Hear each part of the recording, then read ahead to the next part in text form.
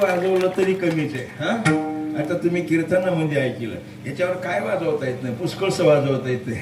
आता तुम्ही 2-3 दिवस पुष्कळशी अनेक कलाकारांचं ऐकणार आहेत, म्हणून आपण का नाही एकच परण वाजवूया, आणि तो माझ्या आवडीचा परण.